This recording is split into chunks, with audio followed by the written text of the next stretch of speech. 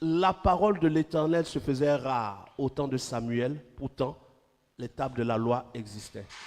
La parole de l'Éternel se fait rare aujourd'hui, pourtant tout le monde a la Bible. Mais combien entendent la voix de Dieu? Tu as la Bible, mais qu'est-ce que Dieu t'a dit ce matin? Tu ne sais rien.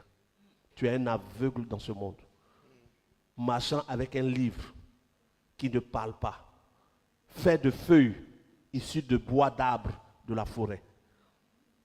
Et tu te promènes avec. Je tiens mon Dieu.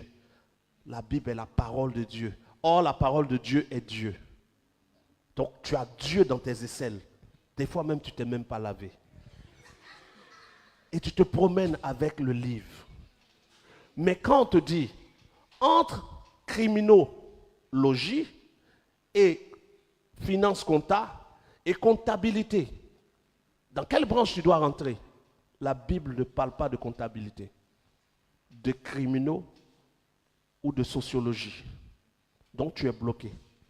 Donc tu demandes maintenant aux gens, à ton professeur, mais qu'est-ce que vous me conseillez? Et les hommes te conseillent. Et 5 ans plus tard, tu es le plus galère de la terre pendant que tu crois en Jésus. Mais un petit enfant de Dieu qui a bien suivi ce que je donne comme message et qui l'a compris, qui est rempli du Saint-Esprit, il entend criminaux, il entend finance comptable, il entend gestion commerciale. Et puis, il peut dire, je ne sens aucun de tout cela.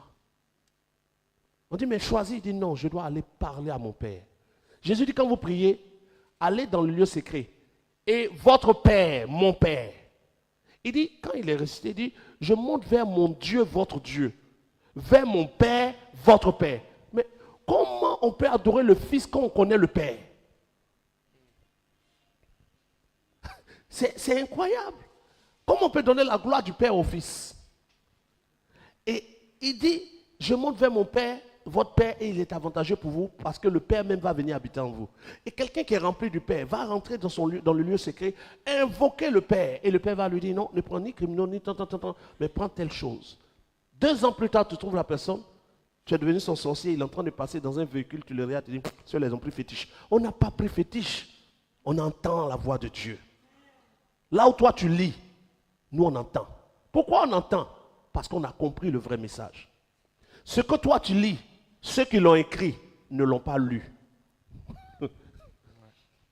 Pierre n'a jamais lu un Pierre. C'est toi qui lis Pierre. Paul n'a pas lu un Corinthien. C'est ce qu'il a entendu qu'il a écrit. Toi, tu n'entends rien.